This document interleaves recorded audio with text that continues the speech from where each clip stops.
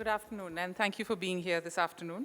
I'm going to talk to you about the story of India, and I must tell you that I have been doing this for 15 years, ever since my old company, McKinsey, would invite global CEOs to India, and around 2000, we had to suddenly explain why India was taking off, and we just didn't know. So every year, we would put together a case for India, and I've just updated that and brought it up to 2016. To me, the interesting thing about India has been, I think, the world and India moves between deep euphoria and deep despair.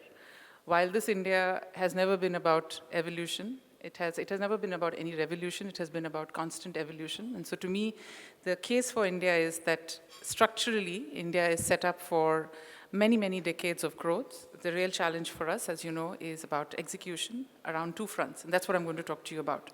But I'm going to therefore take you through this, what's the opportunity, and I think the opportunity is to build India, not just make in India, but build India. The challenge is in execution, and I'll tell you where I think the big gaps in execution are, and then finally the implication for those of you who want to make money out of investing in India.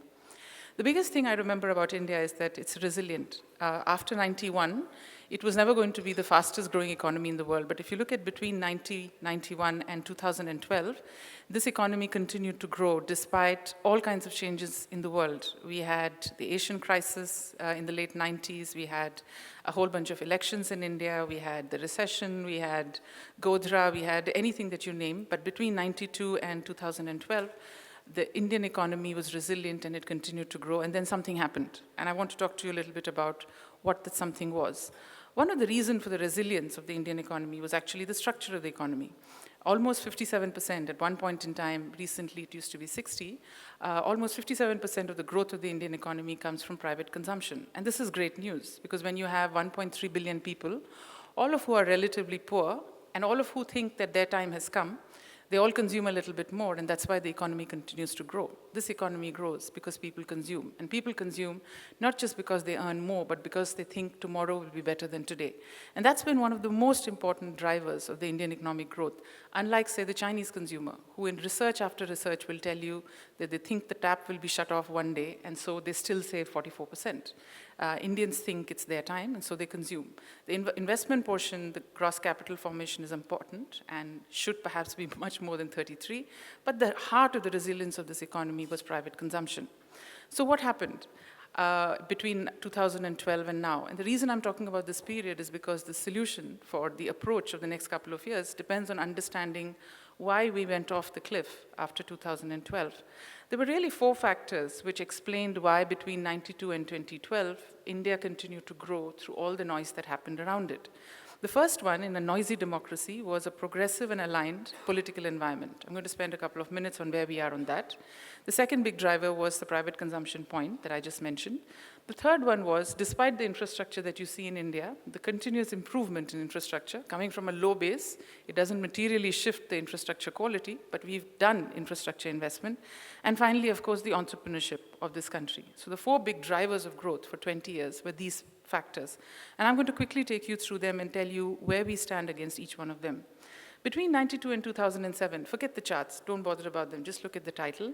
The economic agenda was pretty much the same, though the government changed many times, and we had 6 prime ministers and 5 different governments. So the politics changed, but the economics remained the same. Around 2007, the balance moved, and the balance shifted between growth and inclusion. If you remember, in 2007, we had a whole bunch of subsidy increase. We also had the 6th Pay Commission. We wrote off almost 72,000 crore of farmer loans.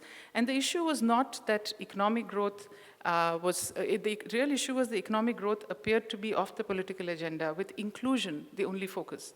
If you look at what happened between 92 and 2007, we had done a lot of the basics, but at this point in time, we should have focused on execution, the middle bucket. We should have talked about what it would take to take some of the investments, some of the policies, and make them real. But this was the time when, if you remember, all the scams happened. This was also the time when the rollback in several areas started, whether it was on telecom licensing, coal allocation, linkages, retrospective taxes. And if you were looking at it from almost outside, there was no focus on the next set of reforms, which is the bottom red. This was the time we should have started to think about tax GDP rate going beyond 10.4. We should have thought about boosting manufacturing. We should have thought about investment infrastructure and urbanization, because clearly the cities were growing much beyond what the cities were built to grow. And of course, all the enabling investment in agriculture, 14, 15% of the GDP, but still 60% at that time, now 50% of the jobs, and therefore very critical in a country as young as India.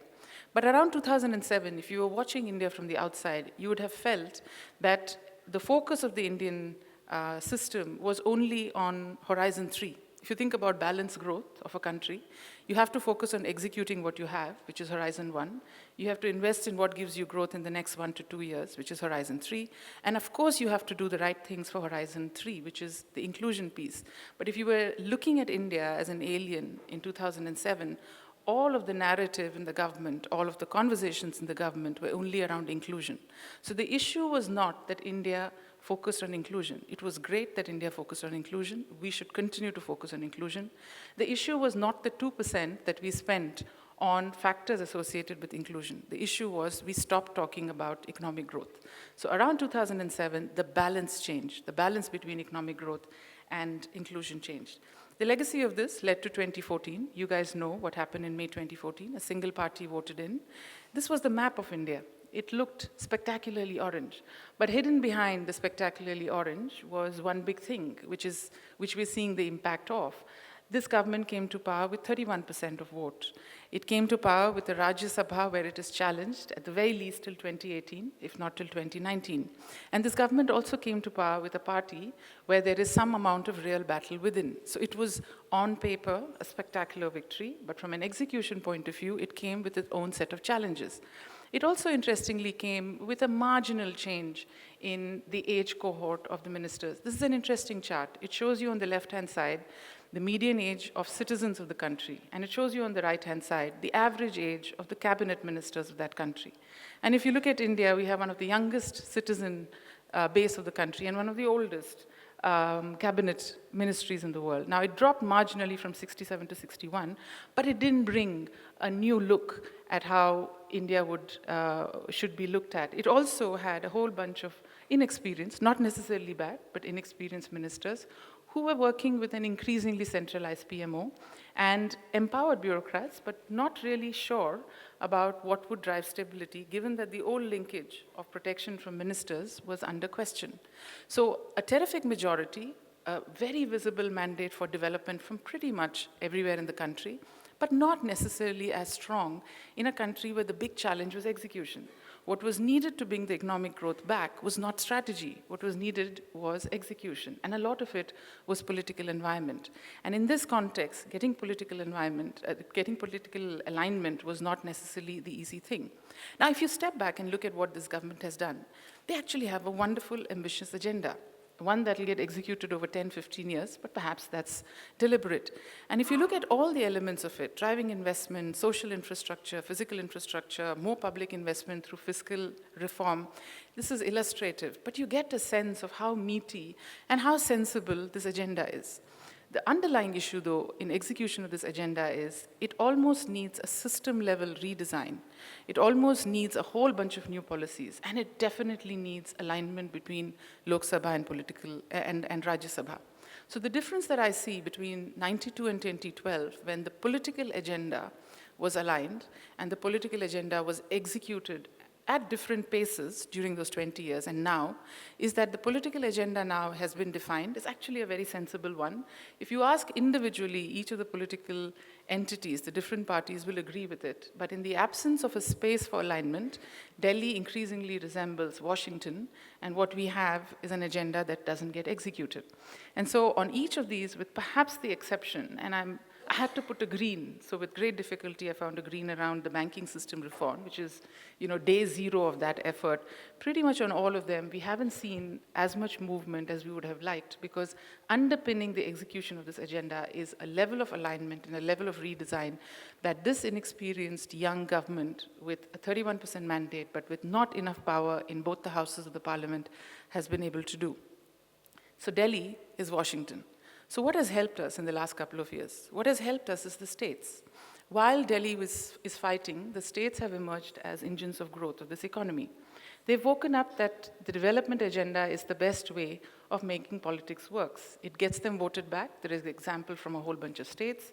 It's doable. There are enough models of how you can have development in a state within the horizon of re-election. One of the biggest problems for poor politicians, like in agriculture, all the changes will take 10, 15 years, and so it doesn't get fit in with the alignment of re-election. But in states, to build roads and bridges and to lay water lines, it's possible to do it in a manner that you get re-elected back. So states in the last 10 years have recognized that politics, good politics, and good development agenda goes together.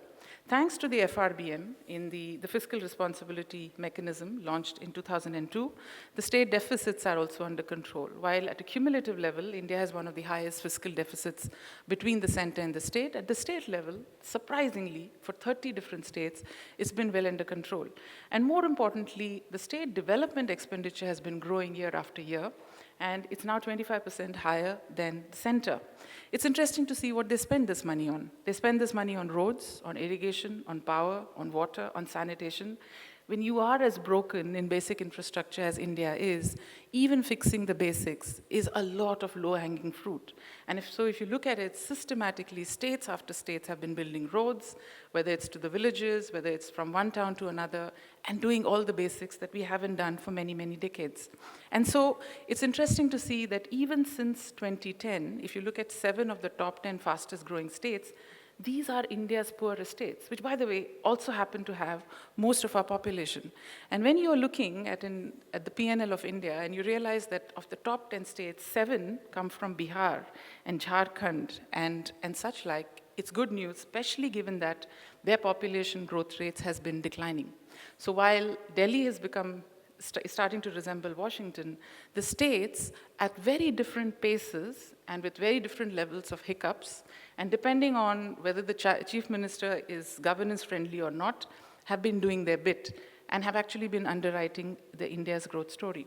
So if you look at the 2 big drivers, on the first 2, the political parties are aligned and committed to economic reform, has moved from green to perhaps amber, but the growing healthy competition among states to attract investors continues to remain a green, and all of you perhaps have participated in the ubiquitous state investment fairs that one now sees in different parts of the country. The third big driver of growth between 92 and 2012 was a stable banking system and a predictable judicial system. You guys know this more than me, so I'm not going to spend time on it. But clearly, we have a stressed banking system. The best thing that could have happened to the banking system is all the noise and fury of the last 1 month, because we are now putting into figures what has been understated and whispered in India for almost a year now. And the hope is between RBI and the government and some magic, we will find the $50 billion or so required to clear up the NPAs and also to meet the Basel III norms by 2018. So one hopes that this will get fixed, though it has gone to some extent from green to amber. The macroeconomic fundamentals, of course, have been wonderful. Fiscal deficit has improved because of lower subsidies and lower expenditure, but the real hero of all of this, as you know and I, has been the almost 100,000 crore benefit that India has got from oil. If it hadn't been for this 100,000 crore benefit, the CAD in India would have been over 3, and the fiscal deficit would have been 4.5, and we would have been a basket case. But Napoleon said, give me a lucky general, and India got a lucky general. So I'm not fighting with this. The interesting thing is, one day the oil prices will come off. One day the gold prices will come off, and you're already starting to see gold prices harden. And at that point in time, the fact that we are structurally uncompetitive and have a high real effective rate of the rupee, and the fact that our core trade deficit is widening lies perhaps less discussed than it should be. It is quite sad to see that in the last couple of years, our core trade deficit is widening. The oil price will come back. This will not go away. And so the macroeconomic stability is a point in time, and one should celebrate it, but one shouldn't believe in it too much, because it's going to go at one point in time. So if I step back now, the first one is 2 ambers and 1 green. And then let's come to the hero of the India story, which is consumption. Consuming households in India are growing. Now, consumption matters because it's big for GDP. What's interesting about India is that this is the simplest way in which I think about India, because the first 3 factors that still drive consumption in this country is income, income, and income. So the simplest way of cutting this market for the purpose of this presentation is to look at how many households we have and how many of them have the power to consume. In 2005, and I'm giving you the narrative of Indian consumption, we had about 204 million households because the average household size was 5.2.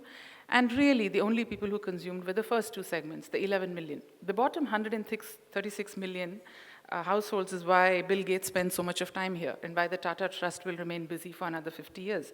This part of India, 136 million households, for the most part, still go to sleep hungry and are not consuming any of the products that you and I buy.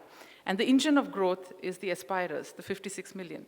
Let's look at what's happened to these guys just because of consistent GDP growth rate. Between 2005 and 2015, the number of households increased, but the number of consuming households tripled. So if you were not messing up too much and you ran a good business in this country, a threefold increase in the households, and at 33 million, we're talking about 170 million people. That is about a Germany and a France with an Australia and New Zealand put in to round off, happened, right? And so the water level in this country increased just because of GDP. Equally interesting, in the next 5 years, if the GDP grows at 6.1, this is the old series of GDP. In the new series, it would be closer to 7.3. This number will double again. 33 million will go to 61 million. So the structural reason for the excitement about India is this shift to the right, the same thing that happened to China in 2000. It's not magic. It's pure mathematics. It's like compounding. Year on year, you've had GDP, the Gini coefficient, which is inequality in India, has widened, but hasn't widened as much in rural India, and so you're seeing more people ready to consume. And what's interesting about this consumption, if this thing would move, is if we had continued to grow at 8%, this number would have been 90 million. So the economic tragedy of the political stupidity is we delayed 30 million more households from being consuming households in 2020, right? And that's what the politicians should be hung for. We delayed their growth. But 33 million going to 61 million is still meaningful because at that point in time, we are talking of a twice as large a market. And as a result of these, you're going to see what you've seen in every other economy. People are going to spend less on food and much more on a whole bunch of other categories. As a percentage, they will spend less on food. In absolute terms, they will spend more on food. And so every category in this country will grow. And it will grow 5-fold or 6-fold. The beauty, of course, is that all three Indias will continue to coexist and will continue to exist. And sometimes you almost feel that global Indians, which is people like us, live in the 21st century, and the ones at the bottom are in the 18th century, with the one in the middle in 19th. But the social beauty of this country is the three Indias continue to live next to each other. But this growth reflects the first two Indias. It still doesn't talk about the deprived India. But from 2012, we've seen a little bit of hiccup on private consumption. And I'm going to spend 2 minutes on why that happened. A lot of it was to do not with the rich India, because it continues to premiumize. Look at the mix of premium cars and premium motorcycles, which is at the top. It's increased. So the really rich haven't been bothered by the inflation problems of the last 10 years. They've continued to premiumize. And they will. They are seeing a much more competitive world because a lot more players have come into the market, which also helps them consume more. And so you're seeing category proliferation. The real issue is that the market that was coming in from the bottom, which is the fuel of growth, remember 33 million has to go to 60 million, have been struck by the ghost of inflation. Between 2008 and 13, they lived with a daily inflation of 10%. A lot of it came from food. A lot of it came from the fact that 17 states increased the rate of power. Almost everywhere, private education took off and the cost of education only increased. And even today, while the CPI has dropped to 5%, they don't really believe it. Because on a monthly basis, there is either a shock from an onion or a shock recently from pulses, and so they're waiting and watching. And if you look at this, despite benign commodity prices, despite the fact that manufacturers have one of the lowest pricing powers because they have only 72% capacity utilization. And despite the fact that household inflation has moderated, even today, 40% of urban households in that middle band believe that inflation next year will be worse than this year. And what do you do when you think tomorrow will be tougher than today? You put a pause mode. So the 33 million that we have today are chugging along quite well. They're giving us a 9% personal consumption growth rate. And by the way, the 9% is an inflation context of 5. So if inflation was 10, as it was in the past. The equivalent of 9 would have been closer to 12 or 13, because if you look at a lot of companies, both because of capacity utilization and and the lower cost of inputs, they have dropped prices, or they haven't taken up prices as much. But the next 30 million, which is the story of growth of India, are waiting.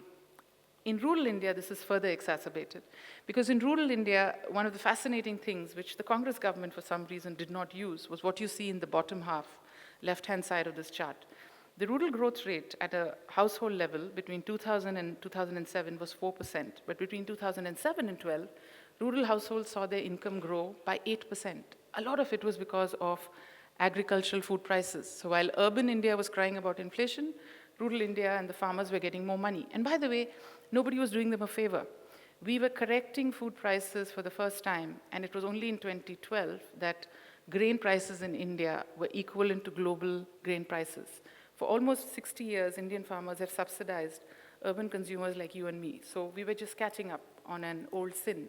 But it was not just agri prices. It was also Narega, the much maligned, but actually on the ground working well, employment guarantee scheme put more money in the hands of consumers, which is why rural consumption grew. But if you look at what's happened now, rural inflation is higher than urban inflation. The oil benefit has not translated down. More importantly, wage rates in rural India have fallen off a cliff. And since it was not supported by Narega, it's only now that the government has realized that Narega has value. The last 2 years, they have signaled to the states that they're not interested.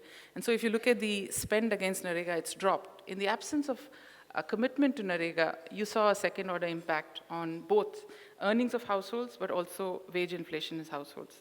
Of course, you saw on the urban side, agri prices, food prices have dropped. On this side, the farmers therefore earn less. Even in livestock, which is 28% of India's agricultural output, we saw a decline in the increase of prices. A lot of it was because globally, dairy is in a glut. On poultry, we haven't seen huge amounts of increases. 2 years of deficit rainfall did not help, especially in big states like Maharashtra and Andhra Pradesh, which struggle with irrigation even today. And agri-exports fell off. Those of you who follow India know India's 5th largest export is agriculture. We export almost 11.6% of rice. We export 33% of cotton. We are the 2nd largest meat exporter in the world, next only to Brazil. And this year, because of the rupee and because of a whole bunch of other reasons, we couldn't export. And when you have that much of commodity coming back into the market, it depresses prices even further. So for a combination of reasons, including construction activity being low, we saw a decline in wage rates, or not an increase at the same pace. We saw a decline in agri price increases. We saw a surfeit of product, and so rural consumption has dropped in a big way. But this is a hiccup in many ways. And what we hope to see is, in the next couple of years, the consumer confidence creeping back patchily. You know, India is easy to understand if you disaggregate. It's the averages miss the point. But if you look at India, this is the consumer confidence index done by Zodius, which follows the US confidence index. And for the first time in 4 years, at 50 you turn optimistic. For the first time in 4 years, the South has turned green and the North has almost touched green. So it'll be interesting to see what happens in consumer confidence. The consumers are bruised. They have not changed their mindset about consumption. They haven't become Chinese consumers. And if food prices are stable or not as volatile, if the monsoon happens, it's fascinating that India's economic story still depends on the rain gods. And if the MSME, if the SME segments continue to see job growth, you will see consumption coming back. So 9% today, more than 9% if you see these 3 things happening. So on the second big driver of the India story, consuming households are growing, even at 6%. The 3 Indias are on totally different trajectories. For the first time in my 30 years of working, global Indians, people like us, are premiumizing, spending on whatever we want, not thinking twice about it. Consuming India, wait and watch. And deprived India, currently hungrier, but hopefully their time will come. And the long-term aspiration continues to remain intact. So let's talk about the third big driver of the case for India, infrastructure. There is a case for, and everybody recognizes that we need $1.2 trillion of capital funding. We need another $1 trillion of OPEX. This is about $2.1 trillion, pretty much the same as the size of our economy.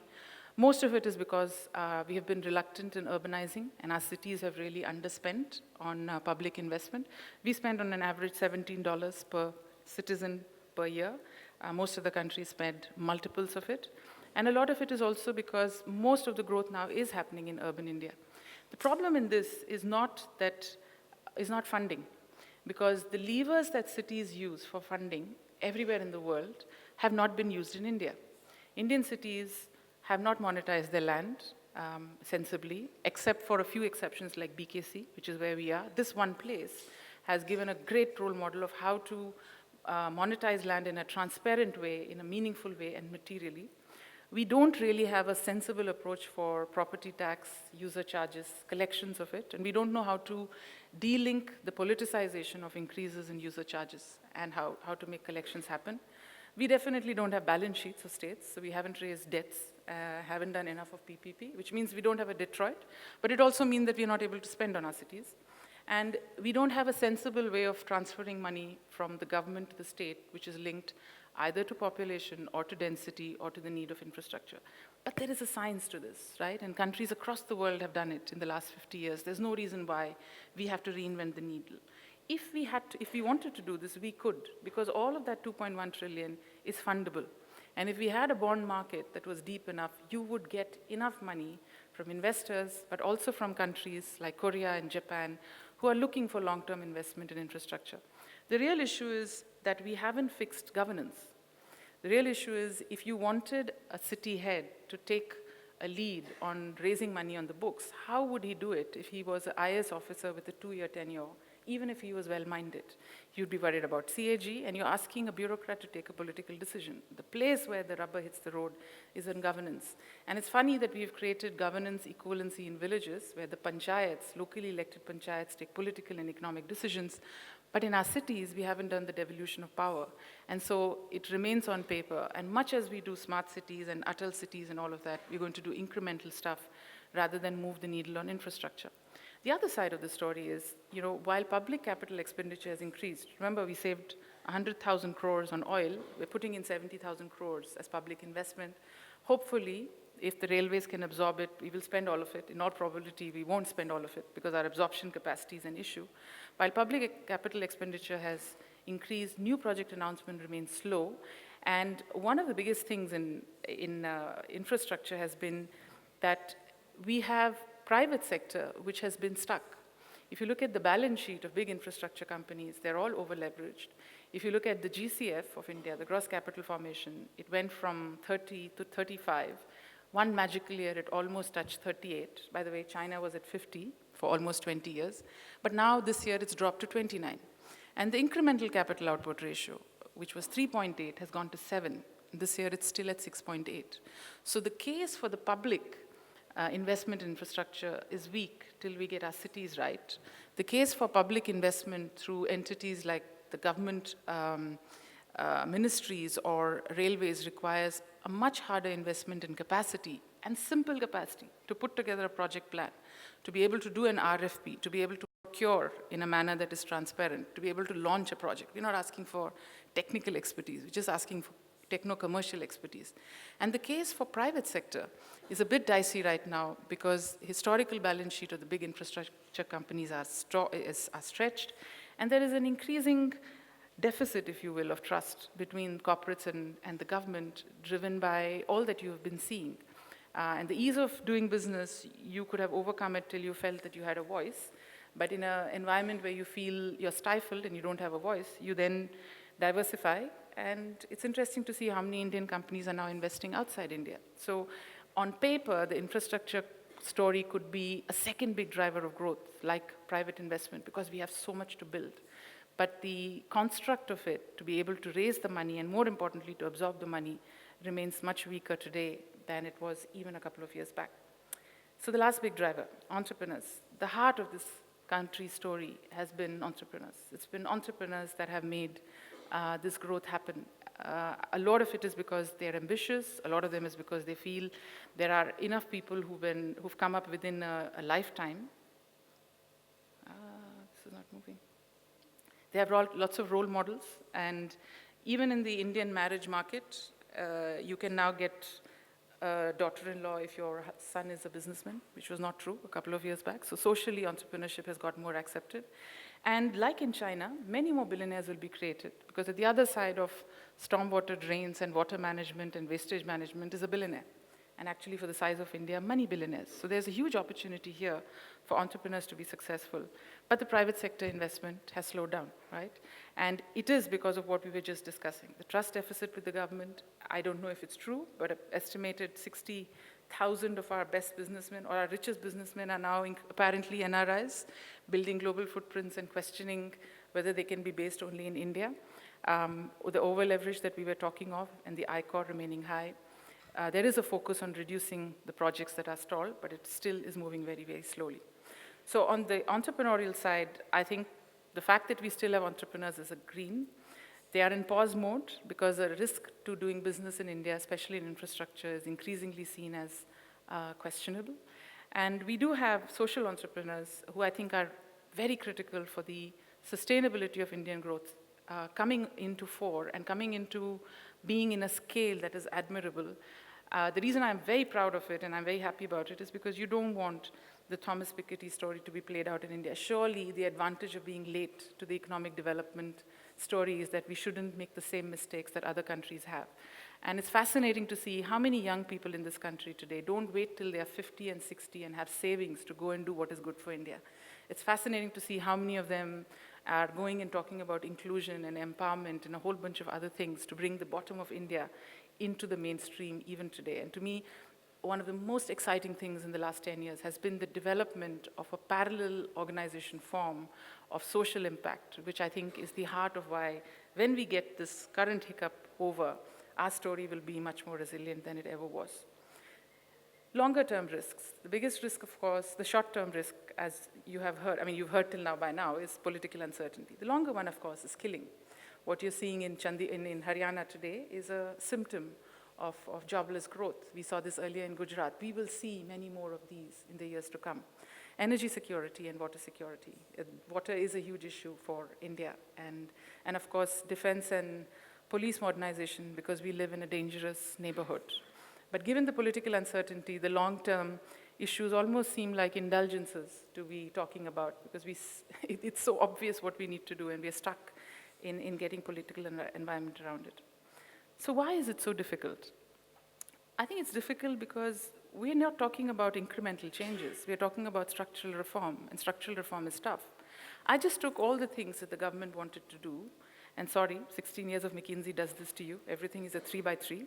But I just put it on this matrix, which is, how politically difficult is it to do? Is it relatively easy to very difficult? And how easy is it to implement? Is it totally new to India? Is it something that India has done in many places? And you'll see that most of these falls into the buckets which are either politically difficult or are new.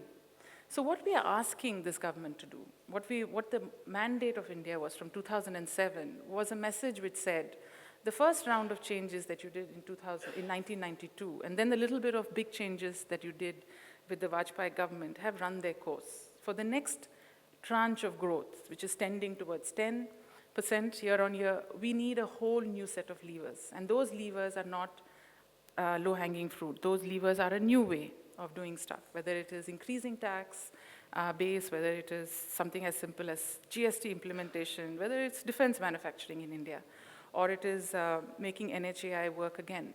So the task of this poor government is not simple alignment. In many ways, you could say that after the holding of the gun to the 92 government, this is perhaps the first time when, if we were lucky, we would have a major crisis.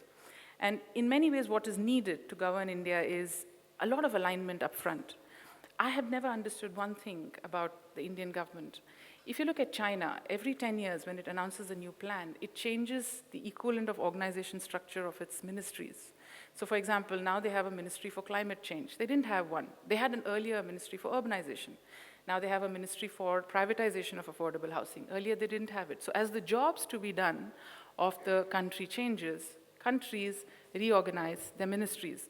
It's fascinating for me that Dubai has just gone through this effort, and they've launched many new ministries, and two of them I find particularly delightful. They've launched a ministry for tolerance, And they've launched a ministry for emiratization, because their whole theme is about replacing external workers with local workers. These ministries did not exist.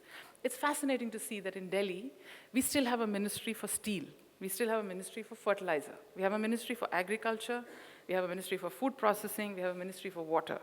We actually need to rethink how we organize this government to run it. And I have never understood why we haven't recognized that the jobs to be done are fundamentally different from what Pandit Nehru wanted, and maybe we should reorganize ourselves differently. So there's something around aligning up front. There's something around aligning up front within the BJP party, with the Congress, and aligning the incentives of the frontline staff. By frontline staff, in this case, it's bureaucrats.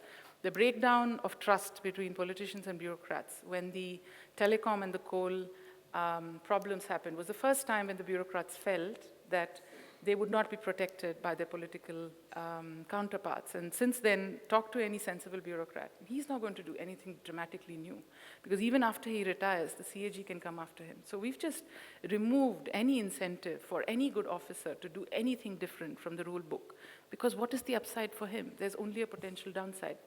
And we therefore struggle with creating owners. If we could redefine ministries for jobs to be done, if we could break the historic silos, and if we could appoint technocrats and bureaucrats, wherever this has happened, it has worked. Nandan is an example of it, but so is the Delhi Metro team.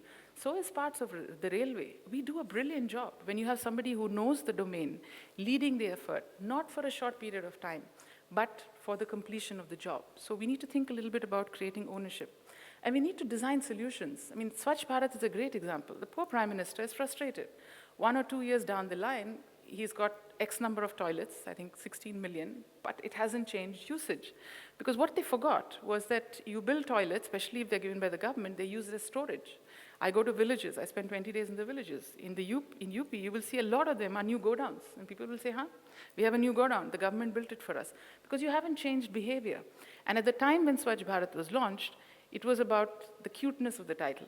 It was about standing at the ramparts of Delhi's fort and declaring it. It was not about a thoughtful design, which talked about impact. There is so much of focus on activity and such little design for impact. And I wish that would change. But that would happen only if the government trusted outsiders, especially experts, and who designed a thoughtful system at scale. Again, there are great examples of how this has happened. And then finally, resourcing smart, creating more capital, allocating adequate capital. Why do I believe this could happen? This is the first government, and I haven't thought about the old ones, but this government created the equivalent of a ministry for energy, when they put a whole bunch of different things under one particular minister. And for the first time, you have a sensible approach to energy, which encapsulates coal on the one hand and renewable on the other hand.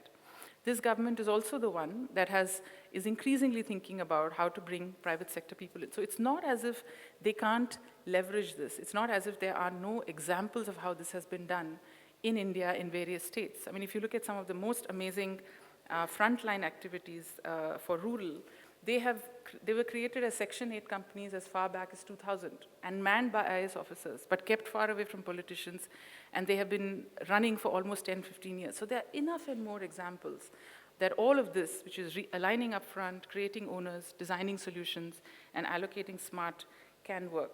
And in many ways, that's all India needs to do. But what will it take to do this? And unfortunately, the bottom of the chart, either a crisis or a statesman.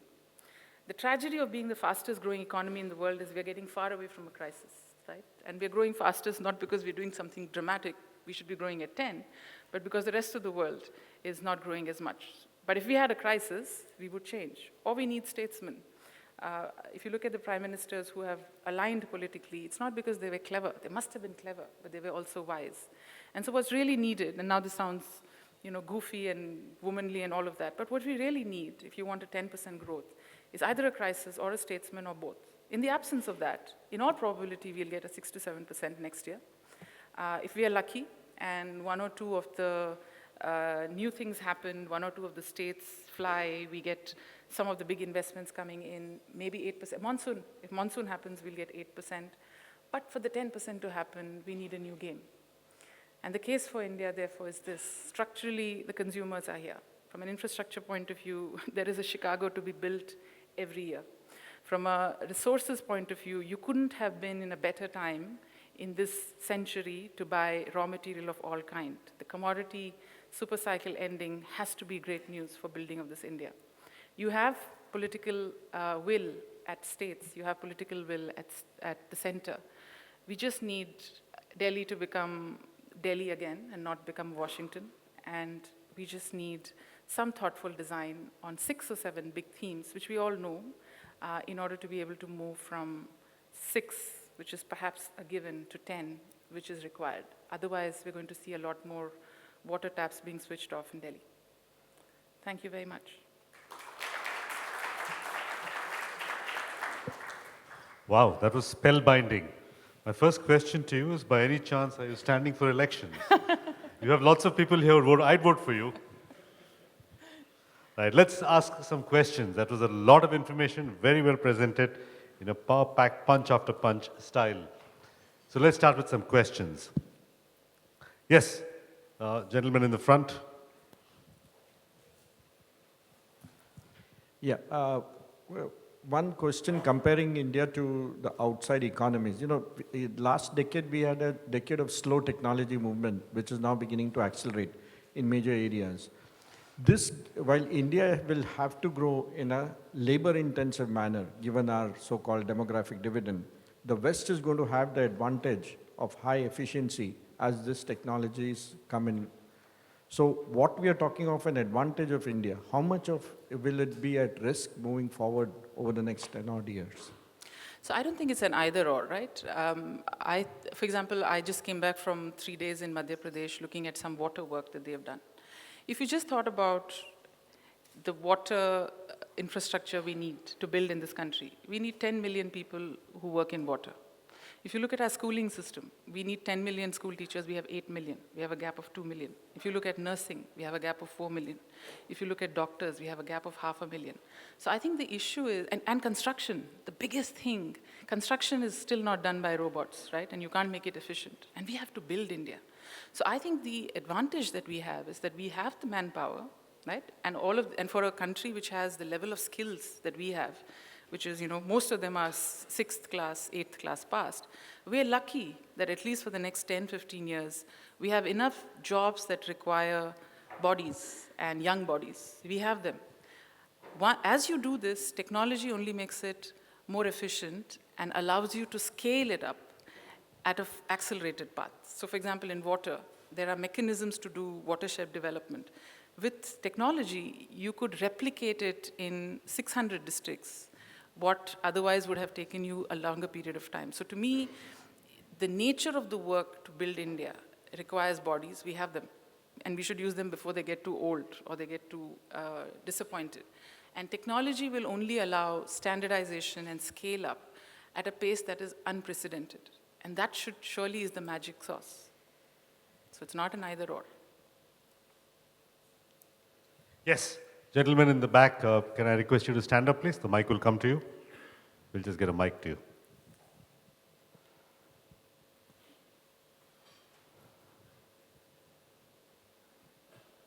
Vinay Khare from Kotak Bank.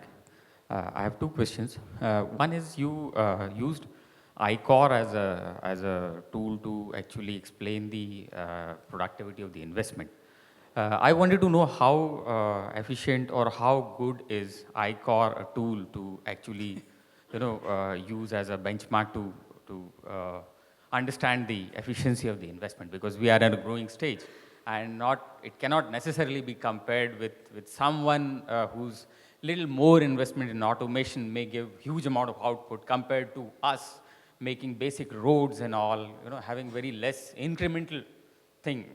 So one is that. The other thing is, in one of your slides, you showed that the urban inflation was slightly lesser than the rural one, despite conditions on the rural side being a little more adverse. So these are my 2 questions. Thank you. So on the first one, I'm not an expert, so I'm not going to give you the economics of it. All I know is that if you look at how NCAR calculates ICOR, they do it by sector. And so you see a whole variation, right? And the 6.8 is a blended ICOR for the mix of the economy that we have today. But beyond that, the economic theory of whether ICOR is the right metric at this point in time for our capital expenditure, I have no clue, right? So you should talk to an economist. On the second one, which is the chart, yes, rural inflation calculated right now appears to be higher than urban inflation. The best explanation that I've heard of this has been everything else being equal. The oil benefit that accrued to urban India did not accrue to rural India because, funnily enough, because of the transportation mix. And the fact that if you look at prices of transportation, which is 7 to 8% for all India, but is almost 15% for a rural household, that cost has gone up because competitive intensity in that sector apparently has not transferred lower oil prices to the consumer. So that's all I know. Okay, thank you. Any other questions? Oh, right here, right in front. Can we have the mic in front? Yes, come, please come.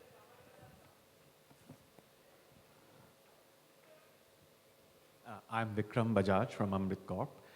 Excellent presentation. Of course, it was at a real racy pace. I hope we can grow at that pace as well. My question, maybe there are more than one, and roll it into a single one, is to do with education and skilling. You touched upon it. Do you believe that it's important for us? If so, isn't it too important to leave to the government? And is there space for private education and skilling to happen in the country? And slightly, another one perhaps related to the same issue is, whereas technology, you said, helps scale things faster, one of the areas which worldwide has seemed to be less, I won't say impervious, but less sort of mixable with technology has been education. So education still relies on the human touch, on good teachers. So how do you see this panning out for the next maybe decade? So I must tell you my bias. I think governments that govern well for the scale of markets like India are irreplaceable. So I believe in strengthening a public system, not replacing it with the private sector. So I'm just telling you my bias. Right? In education, I think there are two parts to it. One is, if you look at primary education, one of the most biggest successes of India has been the growth of the public sector education system at the basics, right? You almost have 100% enrollment. There's a drop-off at 6 for girls and 8 for most boys, but you almost have 100% enrollment, and we don't understand the complexity of, running 18 million schools, 10 million teachers. We teach in 20 languages, including Sanskrit, right? And if you look at an average rural school, which is where most of the population is, it has between 80 and 100 children and one teacher. So the teacher teaches from class 1 to class 6 simultaneously through the day. Now tell me which private sector will be able to replicate that, right? So I think the real issue in the public education system is how do you get, and by the way, of the 8 million teachers, we must be having 1 million who are complete idiots and don't care about their students, but for the most part, they are good, right? The issue is the handoff.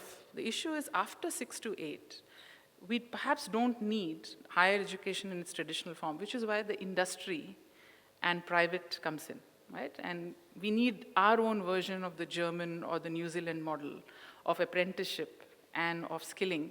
Because even this water work that I was talking to you about, you can get 10 million boys and girls to do watershed management because it's all about calculating volume and size, but you need basic reading, basic writing, basic math, right? So in my head, and I'm not the education expert, the basic stuff from 0 to 6 or 8 can be done through a public system which is further strengthened.